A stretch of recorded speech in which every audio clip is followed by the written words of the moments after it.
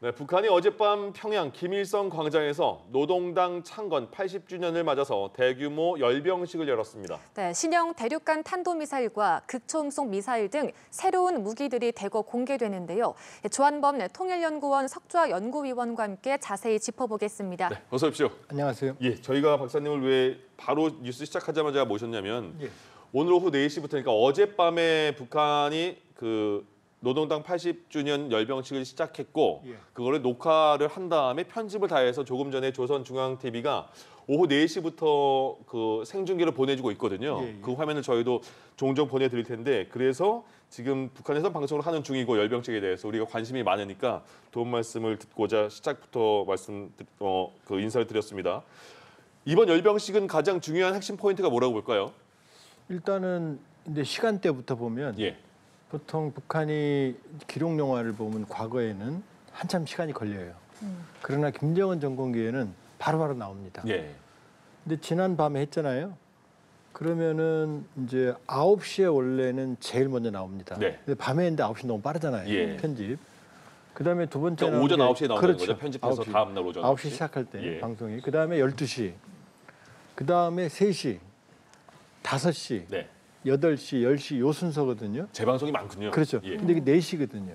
그럼 원래 패턴하고 다르거든요. 그러니까 최대한 편집을 해서 빠른 시간에 지금 원래 5시에 나와야 되거든요. 5시보다 1시간 빨리 냈다는 얘기는 가장 빠른 시간 내에 편집을 내보냈다. 이렇게 볼 수가 있고요. 이번은 보면은 북한이 상당히 준비를 많이 했는데 근데 보면은 현재까지 나온 장면으로 보면은 비가 왔거든요. 잠시만요. 제가 잠깐 설명을 드리자면 박사님 그 오른쪽에 있는 화면이 지금 조선중앙TV에서 생방송으로 보내는 장면을 저희가 계속 전해드리고 있는 겁니다. 그래서 박사님이 그 말씀해 주실 때 오른쪽이 지금 조선중앙TV가 지금 보내는 방송이구나라고 생각하시고 보면 좋을 것 같아요. 지금 저 장면은요.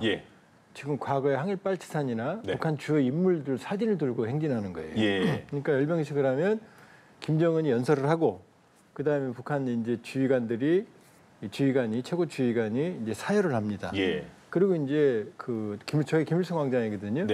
그리고 저 앞에 이제 뒤에 인민대학습당 앞에 주석단이 있고 그러면 이 김일성 광장 그 이전에 도로에 지금 이제 열병을 하는 이제 그 보병 종대 그다음에 기계화 종대가 지금 행진을 준비하고 있고 제일 처음에 이제 주요 인물들 사진들이 지금 들어오는 거예요. 이제 실제군요. 그러니까 조선중앙TV가 오후 우리 시간으로 시간 북한과 똑같으니까요. 오후 4시부터 방송을 생중계 시작했으니까 한 1시간 좀 지난 거거든요. 그래서 김정은 위원장의 그 연설은 끝난 상황이고 그리고 방송을 따지면 이제 1시간 좀 지났으니까 이제 무기가 곧 들어오겠네요. 그럼. 이제 저 장면은 뭐냐면요. 군복이 지금하고 달라요. 저거는 6.25 때 그 인민군 초기에 그 복장을 입고 지금 행진하는 겁니다. 그때 주요 인물들 사진을 들고 그러니까 저게 이제 뭐 이번에 오천통구 구축함이었던 최현이라든지 강건이라든지 그런 인물들 사진을 지금 들고 들어오는 거죠. 그러니까 저기는 이번에 중국 전통절에도 저렇게 했거든요. 그러니까는 지금은 이제 지금부터는 이제 여기 지나가면 이제 현재 인민군 이거 저거 이제 군기죠. 각 부대에 주요 군기들이 들어오는 겁니다. 지금 이 시간이 지나고 나면 말씀해 주신 것처럼 무기들이 대거 공개가 될 예정인데 저희가 또 실시간으로 또 볼 수 있을 것 같습니다만 우선 가장 지금 주목을 받고 있는 것이 화성 20형 아니겠습니까? 이것이 지금 개발 중인 무기인 것으로 알려지고 있는데 이번에 공개했다는 것 우선은 화성 20형이 어떤 무기인지부터 좀 소개를 해주실까요? 그러니까 화성은 북한의 탄도미사일, 그러니까 순항미사일은 비행기처럼 가고요. 느리죠. 느린 대신에 회피할 수 있으니까 유격을 피할 수 있어요.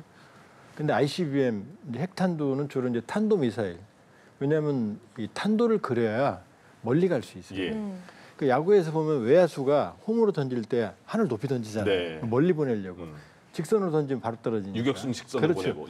그러니까 탄도미사일이 바로 이제 ICBM, 대륙간 탄도미사일이라는 얘기고 그게 대륙간 탄도미사일이 처음 이제 공개된 게 2017년 11월이에요. 화성 15형입니다. 지금 화성 20형이잖아요. 그럼 이 사이에 화성 16형은 공개가 안 됐고 17, 18, 19형까지 공개가 됐어요. 19형은 지난해 10월 31일 날 쐈고 고체 연료고 그러면 15형 샀을 때 김 위원장이 바로 국가핵무력 완성됐다고 그랬거든요. 그럼 17, 18, 19, 20이 필요 없잖아요. 계속 개발하거든요. 예.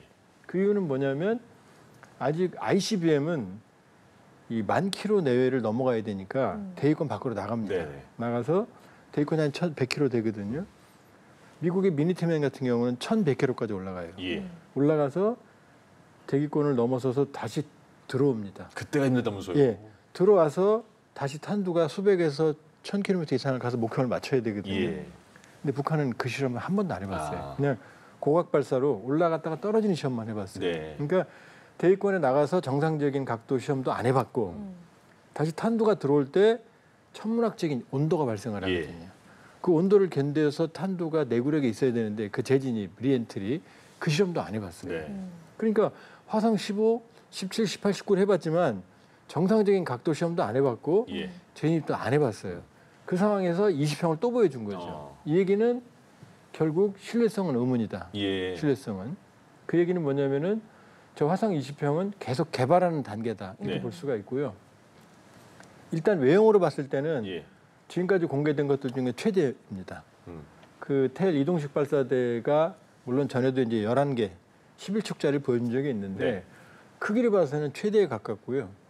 그다음에 탄도부가 동그랗게 돼 있거든요. 그러니까 지금 설명해 주시는 부분이 화성 20형인데 ICBM 입니다. 조금 이따 이제 나오죠. 언론을 통해서 네. 이미 그 보도가 됐으니까 조금 이따 나올 그 신무기요. 예. 그런데 또 나올 텐데 네. 동그랗게 돼 있다는 얘기는 뭐냐면 그 안에 탄두가 여러 개 들어있다는 네. 얘기입니다. 몰브라고 다탄두. 예. 다탄두가 왜 중요하냐면 밖에 나갔다가 들어오면 요격을 하거든요. 예. 근데 디코이라고 그래서 가짜 탄두를 여러 개 떨어뜨리면 네. 진짜를 찾기 어렵거든요. 그래서 몰브가 아주 중요합니다. 아. 그리고 또 하나는 ICBM 하나에 여러 발을 실을 수 있으니까 예. 효율성이 아주 높기 때문에 북한이 이번에도 최강의 전략 무기라고 그랬거든요. 예. 그러니까 다탄두 외형을 가지고 있다. 그리고 다탄두를 개발하는 것으로 보여진다. 성능은 모르지만 이렇게 볼 수 있죠. 그러니까 그 북한이 계속해서 화성 15형부터 ICBM을 개발한 이후에 계속 주장하는 게 핵무력이 완성됐다 이렇게 계속 그 표현은 하지만 이번에도 화성 20형이 공개가 됐다는 것은 핵무력 완성은 누구도 모른다 이런 거 아니겠습니까? 말할 때마다 예. 15형일 때는 완성됐다. 예. 17일 때도 궁극의 무기다. 최강이다. 매번 그러거든요. 네. 최강이면 더 이상 개발할 일이 없죠. 그러니까 말씀드린 대로 우리가 무시해서는 안 되지만 예. 북한은 정상적인 탄도미사일 시험은 ICBM 한 번도 안 해봤다. 아. 예. 그러니까 저걸 공개했어도 저게 이제 남은 과제는 뭐냐? 예. 이제 시험 발사에 나서겠죠. 아. 하면은 정상각도 발사냐 아니냐, 네. 재진입 시험이냐 아니냐, 또 다탄도 시험이냐 아니냐 이게 남아 있는 거죠. 박사님 그걸 말씀해 주세요. 그 한 5년쯤 전부터인가요? 북한 열병식 하면 계속 밤에 했잖아요. 그 전에 네. 낮에 했는데 그때 밤에 한 이후에 계속 이번에도 어젯밤 10시쯤에 한 것 같은데 10시 전후로 해서 왜 계속 밤에 하는 겁니까? 답은 조영필 선생님 공연에 답이 있습니다. 아, 조영필 선생님 공연할 때 낮에요, 밤에요? 밤에 하죠. 밤에 하죠. 예. 그게 극적인 효과를 누리기 가장 좋거든요. 아. 그러니까 레이저 쇼라든지 조명이라든지. 예. 그러니까 김정은 정권은 이미지 정치를 너무 강조하거든요. 네. 보여주기, 쇼케이스. 그러니까 밤에 하면 이번에는 아마 아직까지로 봤을 때는 항공기는 동원을 못한 것 같아요. 예. 좀 두고 봐야 되지만. 비 와서 심지어는 비행기에다가 LED 등까지 달고 다녀요. 그렇습니다. 예. 밤에. 예. 그러니까 극적인 효과를 누리기 가장 좋은 게 밤이에요. 그러니까 사실은 저것도 지금 메드베데프 러시아 안보위 부의장 전임 대통령이에요. 그러네요. 전직. 예. 그다음에 리창 총리, 예. 그다음에 럼 서기장 이런 외빈들한테 신뢰죠. 그렇죠. 그 외빈들 모아놓고 밤 10시, 11시, 12시에 저렇게 한다는 얘기는 그래서 저렇게 하지 않겠느냐 했는데 결국 저렇게 했네요. 그러네요. 네. 예. 그러니까 저건 극적인 효과. 그러니까 2020년 이후 7번째인데 네. 모두 밤에 하거든요. 비까지 와요. 그럼 비 오는데도 밤에 하는 예. 거죠. 그러니까 원래는 비행기가 나와야 되는데 이제 항공기 위험하니까 아마 현재까지 봤을 때는 안 나온 것 같아요. 지금 화려하잖아요. 네. 밤에 보기는 정말 그렇죠. 예.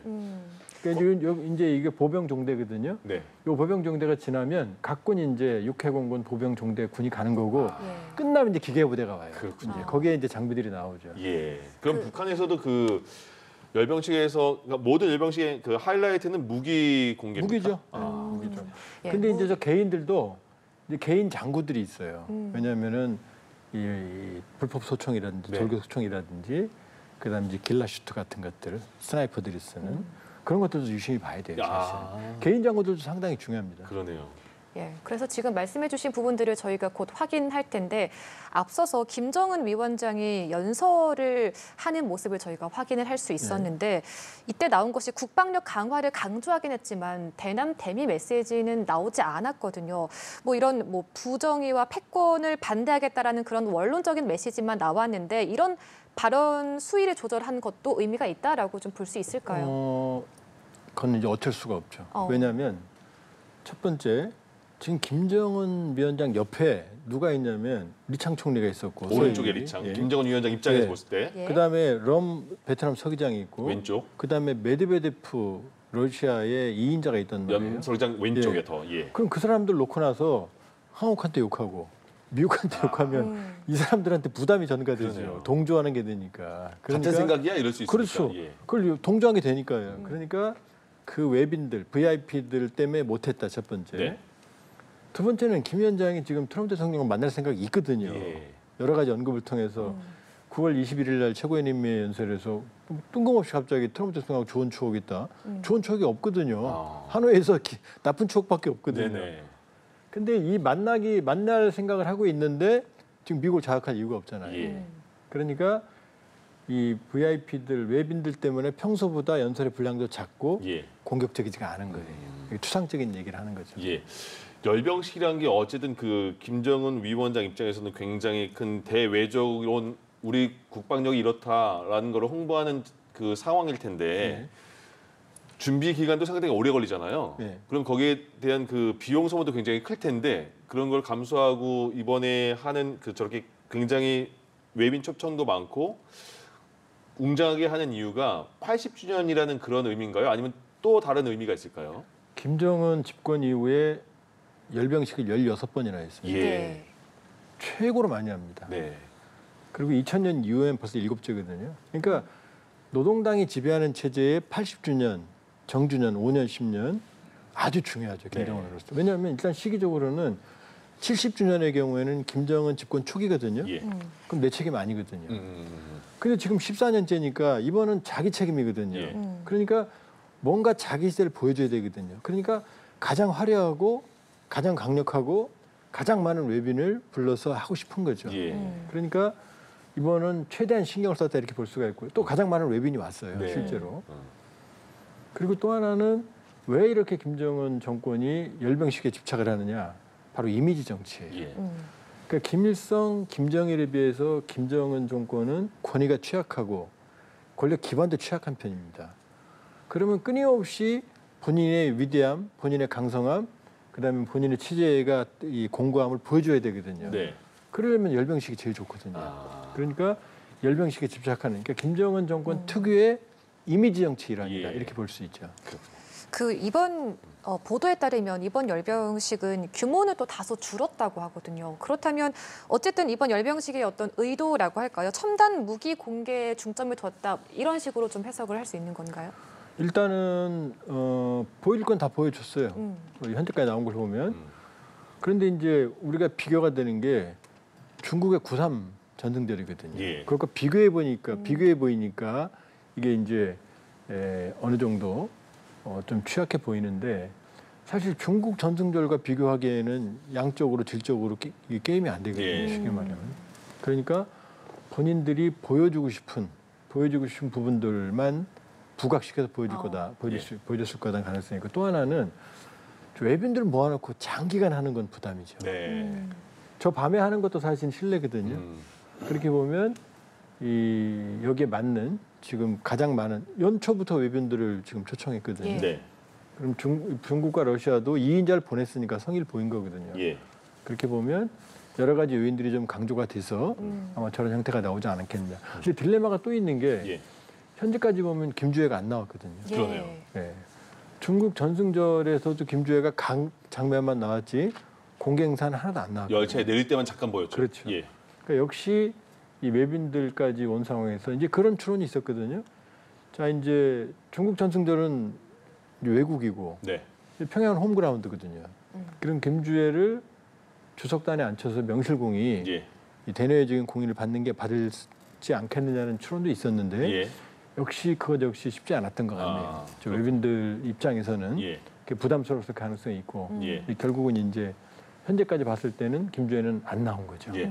화면을 다시 한번 소개해드리자면 어젯밤 10시에 김정은 위원장이 열병식에 공식적으로 등장을 했습니다. 그러니까 어젯밤 10시 조금 전에 열병식이 시작된 화면을 북한에서 자체적으로 편집을 해서 오늘 우리 시간으로 오후 4시에 조선중앙TV를 통해서 생중계하는 모습을 저희가 동시에 전해드리고 있는 거거든요. 그러니까 지금 이 화면이 북한 조선중앙TV에서 동시에 나오는 화면이라는 거, 어제 열병식 장면이라는 걸 다시 한번 말씀드립니다. 그 자리를 보자면요. 예. 그 작년에 중국의 열병식 때도 시진핑 주석이 있고 오른쪽에 푸틴 대통령, 왼쪽이 김정은 위원장이었잖아요. 예, 예. 이번에 그 주석단 보니까 김정은 위원장이 있고 김정은 위원장 입장에서 오른쪽에 리창 총리 중국의 예. 서열 2위, 왼쪽에 또럼 베트남 1위 그 서기장. 예. 그 1위잖아요 서열로. 일위죠. 예. 그렇죠. 그리고 그 옆에 이제 메드베데프 예. 러시아 2위. 그 순서는 괜찮다고 보십니까? 이제 어쩔 수가 없죠. 예. 왜냐하면 사실은 이 럼 서기장이 의전수로 1위거든요. 네네. 왜냐하면 리창 총리는 2위거든요. 예. 근데 아무리 그래도 중국이잖아요. 네. 그러니까 중국을 배려한 거고 럼이고 그다음에 메드베데프를 옆에 이제 배치를 했는데 예. 그래도 이제 여러 가지 그 접견 내용이나 네. 어떤 그 틀을 봐서는 이제 메드베데프를 각별하게 예우하는 예. 그런 모습을 보였죠. 지금은 이제 각 군단 조금 아까 3군단이 지나갔고요. 예. 북한은 이제 이 12군단까지 있는데 네. 이 전방에 이제 서해에 이제 4군단, 2군단, 5군단, 예. 동해 1군단이 있거든요. 군단은 어떻게 뭘로 아셨어요? 그 깃발 모양으로 아셨어요? 예, 모양도 있고 예. 그 저기 종대 지금 화면에 네. 군단 종대라고 나와요 지금. 아, 그렇군요. 지금 뭐가 지나간다고 예, 병신들이 지금 저기 대형 화면에 나옵니다. 저 중앙에 있는 게 저게 이제 인민대학상이고 네. 그 앞에 주석단이 있죠. 예, 예.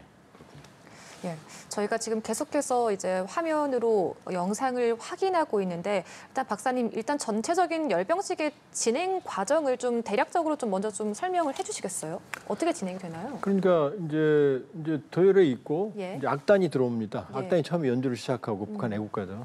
애국가 시작하고 이제 김정은이 연설을 하고 그다음에 이제 그 사열 준비. 네. 그러니까 아마 원수라는 걸 봐서는 박정천 당중앙군사위 부위원장 혹은 아마 다른 인물일 수도 있는데 이제 사열을 합니다. 예. 그럼 사열을 하면은 김일성 광장 안에도 도열에 있지만 그 바깥에 외부에 이제 기계화 종대부터 다 준비돼 있어요.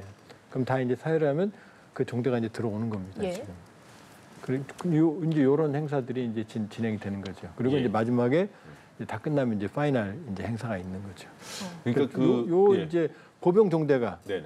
지나가면 이제 기계화 종대가 들어오는 거죠. 예. 그럼 그 ICBM 화성 20형이라는 게 네. 아직 시험 발사 안 했죠? 안 했죠. 안 했는데 보통은 시험 발사하고 공개하고 그런 거 아닙니까? 아니 순서가? 북한은 안 그래요. 아, 그래요? 북한의 특징은 뭐냐면 예. 저 이제 12군단 종대가 들어간다고 써 네네. 있었죠. 예. 저게 이제 마지막 군단이에요. 아. 12군단. 아, 그러니까 뭐냐면 보통 미사일을 개발하면 원형 공산 오차라는 게 있어요. CEP라고. 예. 그 10발을 쐈을 때 5발이 해당 목표물 근처에 떨어지는 거거든요. 그 10발 쏴봐야 되거든요. 예. 북한 한 발도 안 쏴보기 실전 배치예요. 아, 네네. 그래서 무수단 같은 경우는 중거리 미사일. 무수단은 이제 우리 영화도 있었죠. 무수단. 단위 끝단자예요. 북한의 천연기념물이에요. 네. 그 무수단 지역에서 발견했다고 우리가 코드네임이거든요. 그 실전 배치하고 나서 한 7번 정도 공중 폭발을 했어요. 예. 실전 배치하고 나서. 아. 그러니까 북한의 무기 개발 단계는 우리하고 다르다. 우리하고 완전히 다르다. 예. 일단 실전 배치하고 본다. 우리는 완전히 성능이 검증돼야만 실전 배치해요. 네. 근데 북한은 다르다. 이미 보여주는 거죠. 그러니까 그러면요. 내용은 예. 지금 모르는 거죠. 그러니까 그러면 화성 20형이 이번에 이제 곧 등장할 텐데 예.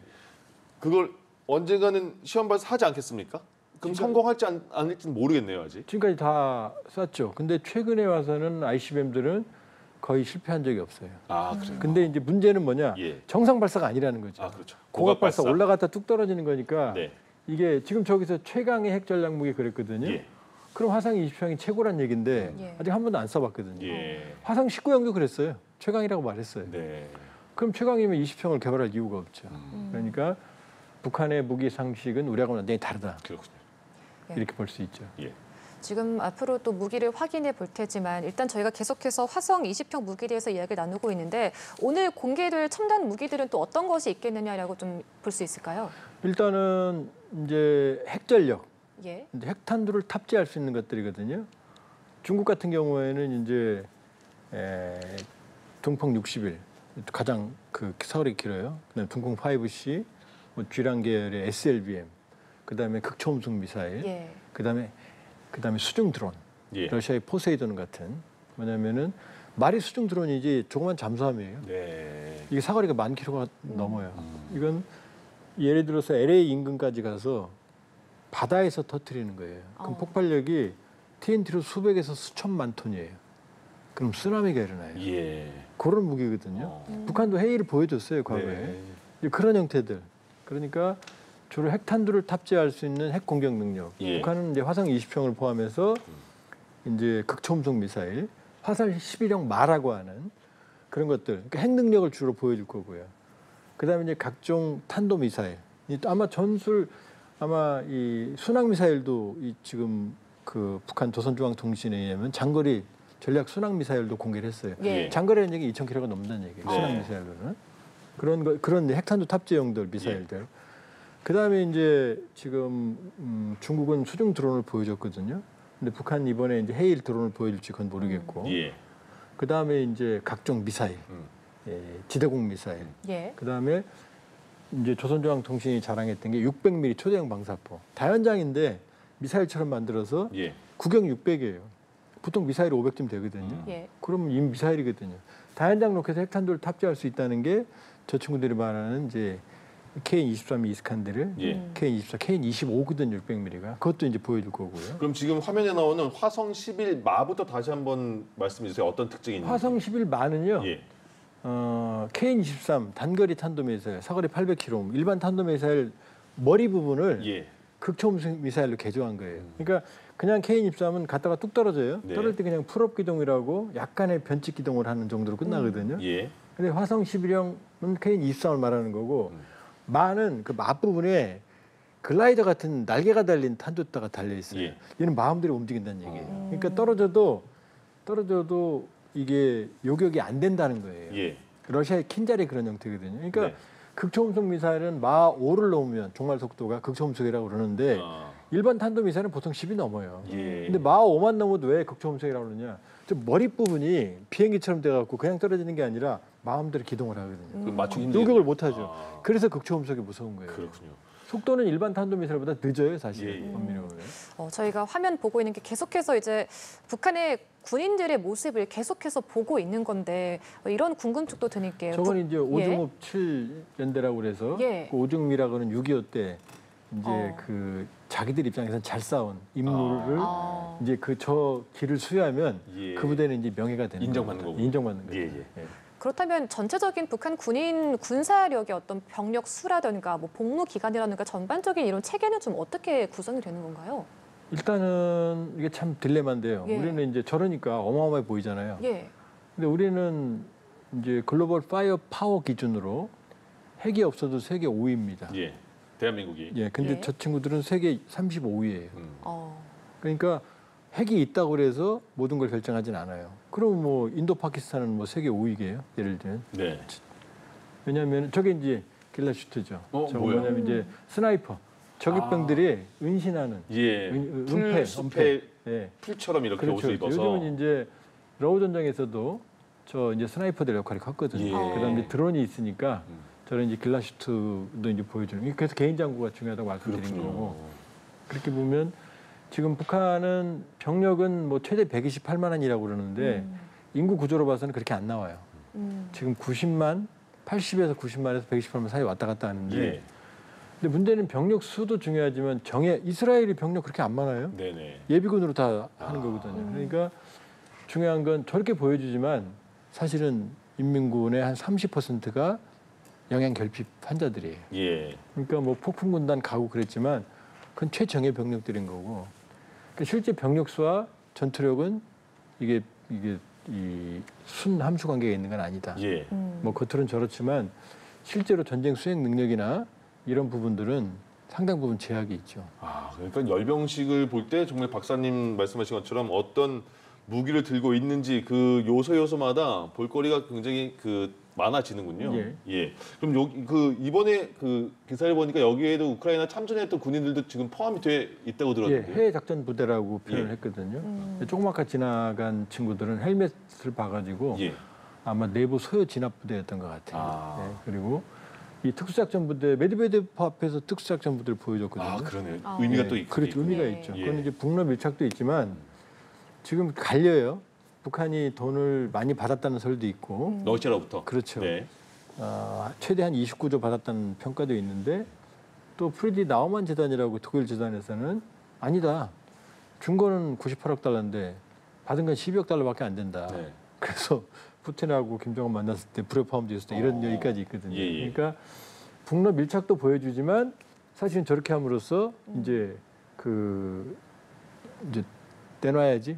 메드베데프한테 우리가 이제 보낸 거 내놔야지 이런 압박 효과도 있는 거죠. 이건 의무 부대입니다. 그래서 그 팔에 그렇게 있군요. 북한 그러면 군이 어떻게 의무 복무인가요? 어떤 건가요? 이제 원래는 사실은 강제죠. 근데 형식은 이제 초모라 그래서 이제 입대, 그러니까 자원 입대. 왜냐하면 안 하면 사람 취급을 못 받거든요. 그러니까 강제거든요. 그러니까 사실은 지금 강제 징집 형태예요. 모든 남자는 그럼 군인 되는 거예요? 여자도 가요. 그럼 기간은 얼마나 복무해요? 10년 내외예요. 10년 내외로. 지금 8년 내에 줄였다는 설도 있는데 대략 10년 내외로 보고 있어요. 그러니까 청춘이 없어요, 북한은. 그러니까 고등학교 졸업하면 초모라 그래서 군대 가서 그게 그냥 청춘입니다. 북한이 공개하는 무기마다 다 의미가 다 있는 것이고 그렇다면 지금 부대도 의미가 있는 것 같은데 부대마다 이렇게 군인들이 들고 있는 소총이라고 해야 될까요? 그런 것들도 다 어떤 의미들이 포함되어 있는 것이라고 볼 수 있는 왜냐하면 이제 본인들 입장에서 일단 육해 공군이 다르고요. 그다음에 이제 아까 말했던 길라시트에 있는 그 저격병 여단도 있고, 그다음에 특수작전 부대도 있고, 일반 보병도 있고, 다 부대마다 특징이 다르니까. 제일 많은 건 이제 일반 보병이죠. 근데 저기서는 종합적으로 보여줘야 되니까, 그러니까 각 부대 특. 이 뒤에 가는 건 이제 해군이죠. 저 모자 쓴 건, 하얀 모자 쓴 건. 이번 열병식이 그 전에 했던 불과 2년 전에 열병식 했잖아요. 그때하고도 다른 게 있는지 아니면 이번 열병식만의 좀 특징이 뭐 있을까요? 아직은 이제 전체적으로 통계가 안 나왔어요. 차량이 몇 대 나왔고, 그다음에 이제 보병 중대나 이런 게 몇 개 나왔는지 아직 통계가 안 나왔어요. 아직은 모르죠. 그러니까 북한이 보여주는 화면만이거든요. 아직 이제 전체적으로 일부 언론에서는 예년에 비해서 조금 알맹이만 보여줬다 이런 건데 아직 전체 화면이 안 나온 상태였거든요. 이걸 다 봐야 돼요. 이걸 다 분석을 해봐야 이게 더 큰 거였는지 적은 거였는지 지금 나온 건 조선중앙통신이나 일부 받은 거예요. 그러니까 풀 영상은 이게 처음입니다. 이제. 박사님이 또 한번 그럼 돌아가셔서 또 차분하게 그 분석을 하시겠네요. 그렇죠. 앞서서 중국에서도 열병식이 진행됐지 않았습니까? 중국이나 열병식도 중국이나 러시아도 열병식을 진행하는데 지금 북한과의 차이점이 있다면 어떤 것들을 좀 볼 수 있을까요? 체급이 다르죠. 일단 체급이 다르죠. 러시아는 전쟁 중이니까 지금 제대로 할 수가 없고 이번 중국이 보여준 열병식은 이 핵 능력이 획기적으로 제고가 됐고요. 그다음에 무인기 쪽, AI가 결합된 드론, 로봇, 그다음에 이제 각종 재래식 전력 이런 부분에서 그다음에 이제 러시아의 포세이돈 같은 핵 드론까지 보여줄 건 다 보여줬어요. 거기다가 그 스텔스, 이 무인 정찰기, 그다음에 이제 중국이 가장 딸리는 게 비행기 중에서 지원기 그 스텔스예요. J-20, J-35 다 보여줬고요. 그다음에 중형부터 그다음에 대형 전략 수송기까지 상당히 정말로 뭐라고 그럴까 균형 잡힌 모습을 보여줬어요. 그러니까 미국도 좀 깜짝 놀랐죠. 근데 북한으로서는 따라갈 수가 없죠. 전략 수송기나 이런 것들은 할 수가 없죠. 그러니까 중국과 비교를 할 수는 없다. 그러나 나름대로 북한식 그 전력 체계를 지금 보여주려고 노력을 하고 있다는 게 볼 수 있죠. 조금 전 김정은 위원장 보면 계속 군이 사열할 때 군인들은 우리나라처럼 격려를 하는 것 같은데 김정은 위원장은 격려도 아니고 오른쪽에 손을 이렇게 펴서 올린단 말이죠. 예전에 김정일도 그런 것 같고 아버지도 그런 것 같은데 저런 자세는 어떤 거예요? 제 마음이에요. 격려할 때도 있고 저렇게 할 때도 있고 특정히 의전이 있는 건 아닙니다. 화면 지금 보이는 뒤에 전광판 이런 것들도 보이고 있거든요. 예, 전광판에 이제 지금 무슨 부대가 지나간다고 대하고 나와요 지금 나와요. 근데 아직도 이제 보병 종대가 아직 안 끝났어요. 그러니까 그 뭐 이번에 뭐 그 규모가 크지 않다 그렇지 않은 것 같네요. 인원은 상당히 중국보다 보병은 더 많이 동원된 것 같은. 그러네요. 아직은 좀 봐야 되는데요.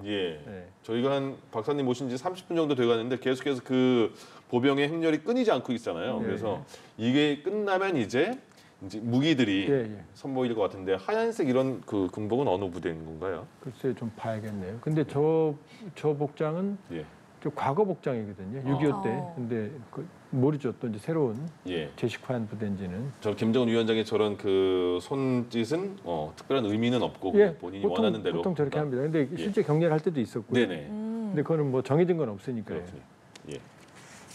그래서 지금 계속해서 박사님과 이야기하면서 이 보병에 대한 이야기를 하고 있는데 보병에도 뭐 어떤 의미가 담겨 있는지 전반적으로 좀 말씀해 주시죠. 일단은 북한도 육군 중심이죠. 그러니까 북한이 가장 강한 게 보병일 수밖에 없는 상황이잖아요. 지금 뭐 폭풍군단 강력도 보병이고요. 그리고 전방에도 4개 군단이 지금 이제 포진돼 있고. 근데 이제 북한군의 한계는 뭐냐면 2010년에 연평도 포격 도발을 했잖아요. 그때 북한이 170발 정도의 방사포와 포탄을 쐈는데 그중에 90발이 바다에 떨어졌어요. 근처에도 못 온 거예요. 물론 이제 그때 우리 해병과 민간인 이제 희생자도 발생을 했는데, 근데 우리는 얻어맞은 상태에서 준비도 없는 상태에서 대응을 했거든요. 근데 저쪽 그 진지는 우리가 그 공격을 한 그때 K9, 그 단군 이래 최대의 효자 방산 자주포라고 하는 세계 자주포 시장의 절반을 차지해요. 그래서 뭐 에스토니아, 뭐 노르웨이, 이집트, 폴란드, 베트남까지, 인도까지 전 세계 10여 개국에 그냥 얻어맞은 상태에서 그 긴급 사격을 했는데 또 대부분이 북한 진지를 파괴했어요. 그 북한은 괴멸적인 타격을 받았어요. 그러니까 지금 양이 결정하는 게 아니거든요. 질이 결정하거든요. K9은 보통 긴급 사격 때는 15초에 3발을 쏠 수 있어요. 이건 세계적인 기록입니다. 그다음에 긴급 사격 때는 6발씩 2, 3분간 쏠 수가 있고 1분에 한 2발씩 계속 지속 사격을 할 수가 있어요. 이 정도 사격 능력을 가진 이 자주포는 거의 K9이 유일해요. BZ-2000 독일계 있고. 근데 이제 북한도 자주포가 있거든요. 북한 자주포 사격하는 훈련을 하는 걸 자랑스럽게 하는 걸 보여주면 뭐냐면은 한 발 쏘고 나면 거의 출렁거려요. 모든 각도를 다시 다 잡아야 됩니다. 근데 K9은 쏴도 차체가 거의 흔들리질 않아요. 그래서 바로바로 쏠 수 있군요. 근데 저쪽은 한 발 쏘면 완전히 뒤집어졌기 때문에 모든 자세를 다시 잡아야 돼요. 그렇게 본다 그러면은 저렇게 양으로 하는 게 아니고 미국이 전쟁 잘하는 건 기술력이에요. 돈하고 기술력. 그러니까 지금 전쟁은 돈과 기술력이 하는 거지 병력으로 하는 건 아니거든요. 그러니까 사실 저렇게 병 위주의 이 열병식을 하는 건 사실 시대착오적이죠. 장비 위주로 가야 되거든요. 그러니까 중국군도 장비 위주였어요. 근데 지금 아직까지도 지금 그 보병 중대거든요.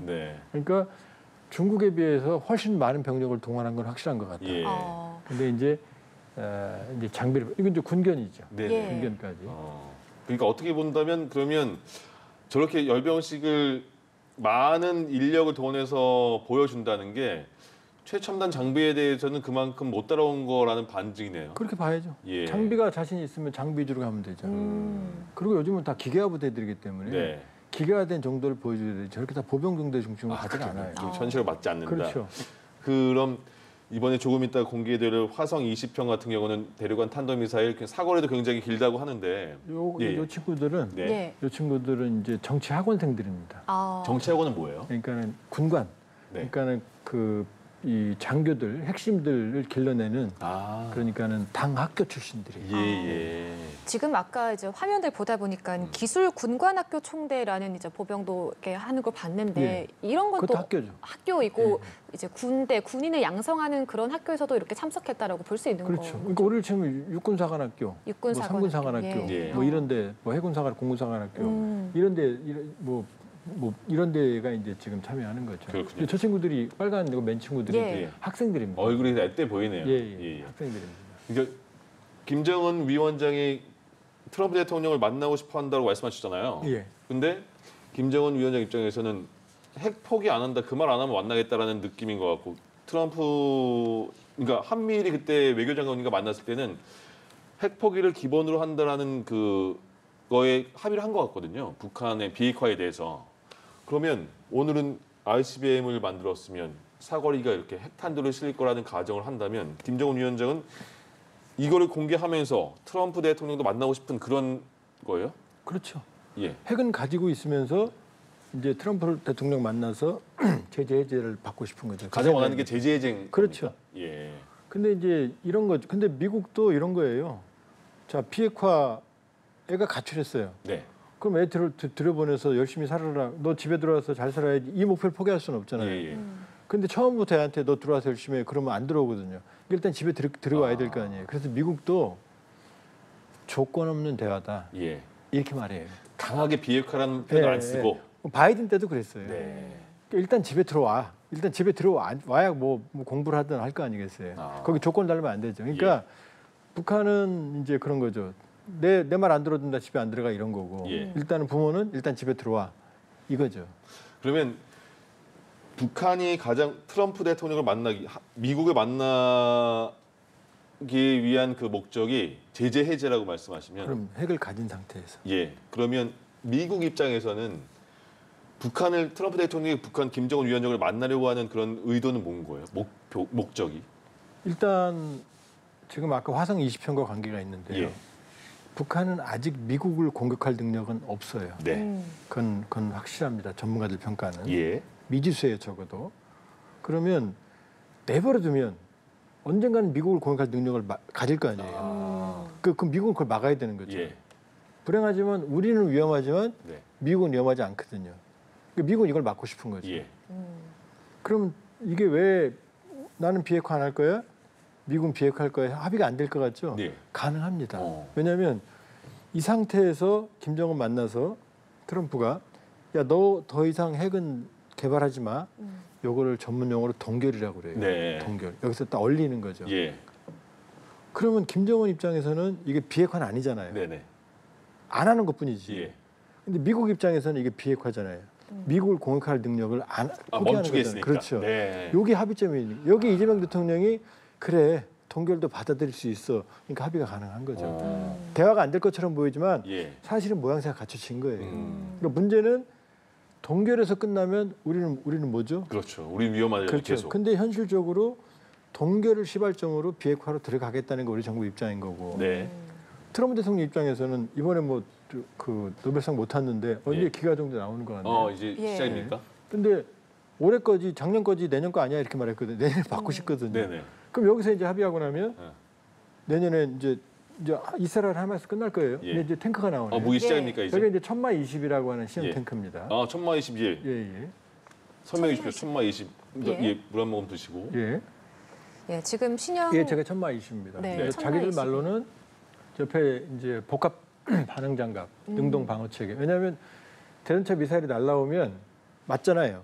미리 이 탱크에서 폭발을 일으켜서 못 오게 터뜨리는 걸 능동 방어 장치라고 그러거든요. 근데 그게 있다는 거예요, 지금 저게. 본인들 말로는.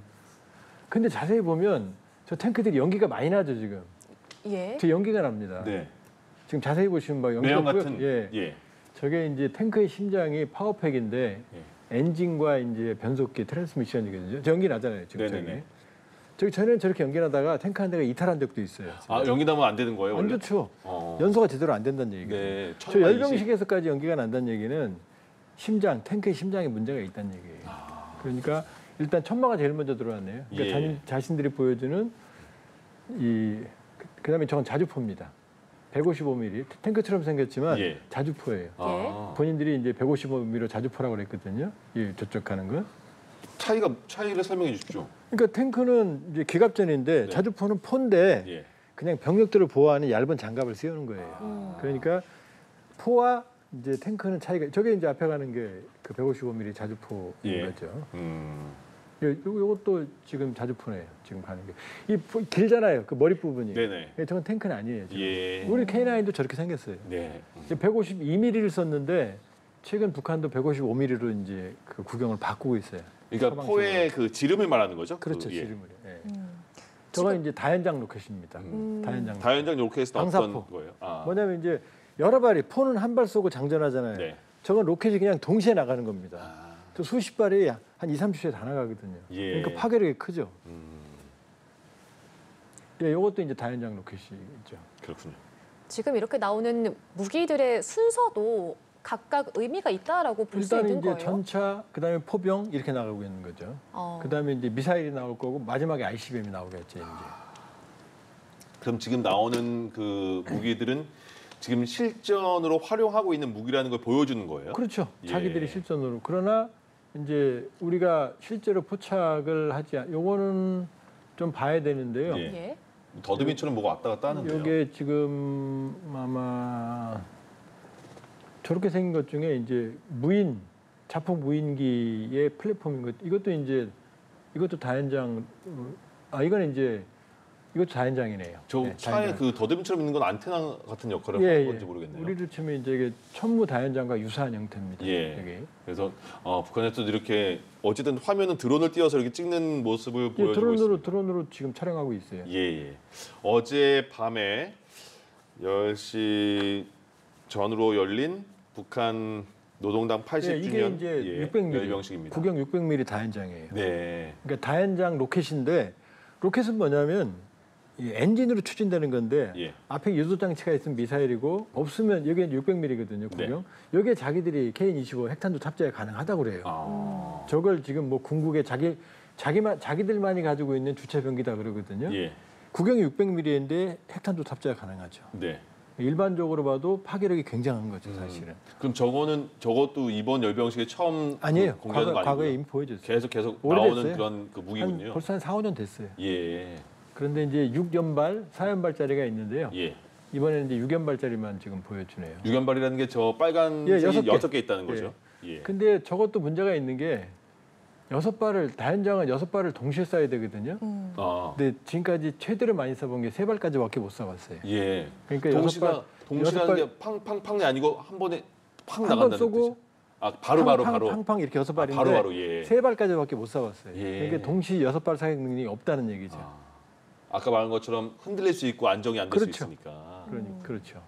예. 지금 중국 열병식이 어제 밤에 시작을 해서 북한 열병식입니다. 북한 예. 열병식입니다. 북한 예, 열병식이 이거는 어제 지금 밤에 미사일로 보여지거든요. 예. 근데 여기부터는 점점 그러니까 열병식에서는 커지는 거죠. 센 무기로 예. 뒤로 가면서 그렇죠. 센 무기가 나오는군요. 예, 예. 전략 무기의 우선순위죠. 예. 이건 이제 순항 미사일로 보여지네요. 이렇게 비행기처럼 가는. 네. 그러니까 요격이 어려운 마지막 그렇죠. 요격이 예. 어려운. 예. 느리지만 요격은 어렵고 네. 대신 비행기처럼 가니까 탄두는 무공을 못 실죠. 그렇군요. 속도도 낮고. 예. 이게 이제 저게요. 무인기 플랫폼입니다. 무인기요. 자폭 무인기. 네네. 자폭 무인기를 쏘는 저기 다 무인기예요. 안에 무인기. 있군요. 예, 저게 무인기예요. 아. 저게 이제 샤이드라 무인기처럼 보이죠. 근데 예. 크기가 생각보다 크지 않네요. 저거 이제 FPV라고 해서 대인용. 대인용 네, 사람 사람들. 대상으로. 예. 그렇군요. 흉내는 다 내네요. 예, 그러네. 그러니까 신형 무인기까지 이렇게. 예, 저기 보여주네요. 무인기 들어있잖아요. 그러네요. 6개가 예. 들어있네요. 그래서 이제 저 안에 무인기 들어있다고 자랑하는 거죠. 저 앞에 이제 둥그런 부분이 바로 저게 카메라죠. 무인기 무슨 저희 예. CCTV 카메라처럼. 그렇죠. 네네네. 저게 이제 정찰기로도 활용될 수 있고. 예. 예, 북한에서도 이런 뭐 무인기 관련한 개발도 계속해서 좀 이루어지고 있는 거죠. 아마 많은 부품이 우리 걸 거예요. 여기저기 밀수해서 자체를 못 만드니까. 러시아에서도 이렇게 공수받거나 그런 기술 전환이 러시아도 있을까요? 다 사가요. 그래요? 러시아도 그래서 제렌스키 대통령이 그랬잖아요. 뭐 한국 거 몇 개, 뭐 영국 거 몇 개, 그렇군요. 뭐 10만 개 이번에 했다는 등. 예. 저것도 다 이제 미사일 컨테이너예요. 지금. 네. 내용물이 잘 안 보여져서 정확히는 모르겠습니다만은 점점 강한 무기로 이제 그렇죠. 열병식이 진행되고 있는 구경이 커지잖아요. 모습입니다. 예. 통이 커지잖아요. 컨테이너가. 그럼 지금 무기는 뭐 어느 정도 공개됐다라고 볼 수 있는 거예요? 한 지금 중반 정도까지 보여줬다. 이제 뒤로 가면 이제 핵탄두 탑재가 나오죠. 예. 예. 아까 이제 ICBM 쪽이 나오겠죠. 아니면 SLBM이 나올 거고. 그럼 그 북한의 미사일 발사 능력은 지금 어느 수준까지 왔다고 봐야 되는 거예요?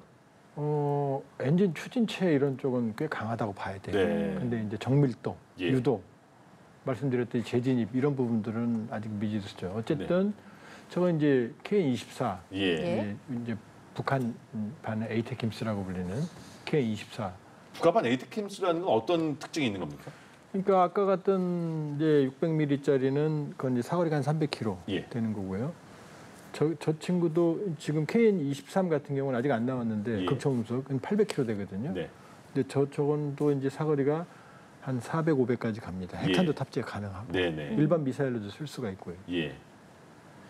그럼 4,500이면 어쨌든 그 한반도 전역이 커버가 한반도에 되죠. 대한 이런 위협 선에서는. 있는 그렇죠. 그런 무기다. 예. 예.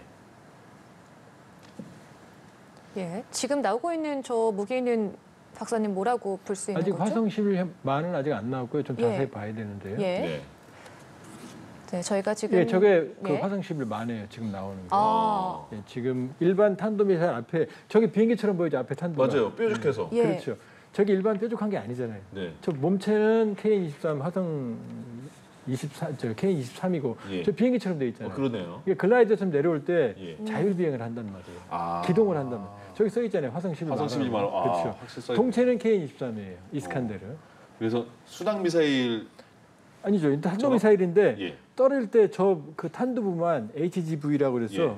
지 맘대로 가는 거죠. 마지막에 여기 떨어질 때. 힘들어요. 그래서 예. 궁극의 무기라고 이제 러시아의 킨잘인데 예. 근데 우크라이나가 요격을 했어요. 아, 그래요? 그러니까. 그 어려운 거를 네. 잡았다는 거네요. 그렇죠. 요격을 못 한다고 그러는 건 아니고 네. 어렵다. 예. 어렵다 이렇게 볼 수 있죠. 화성 11 막까지 받고 지금 예, 이거는 이제 좀 ICBM 쪽이 나오는 것 같아요. 예. 예. 예. 규모가 확실히 다르네요. 예, 다르죠. 예. 바퀴가 일단 지금 뭐 지금 굉장히 많네요. 굉장히 이게 많죠. 한쪽에. 예. 예. 저건 이제 핵탄도 탑재가 가능한 이제 탄도 미사일들이 나오는 거죠. 예.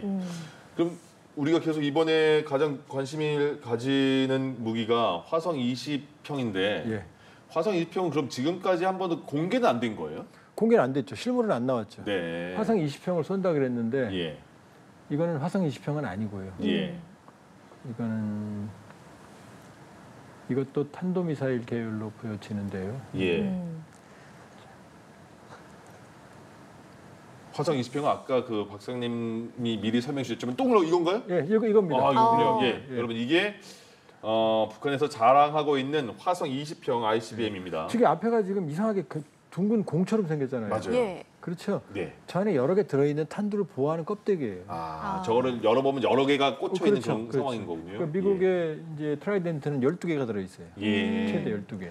이 화성 어마어마하게 20평이 길잖아요. 예. 그렇죠? 예. 지금 장거리이기 때문에 미국 본토 타격까지 가능한 그럼요. 그런 미사일인데요. 15,000km는 충분히 넘을 거예요. 예. 규모로 봐서는. 어. 아마 고체 연료를 사용할지 그건 잘 모르겠습니다만 예. 고체 연료를 사용한다고 했으니까 예.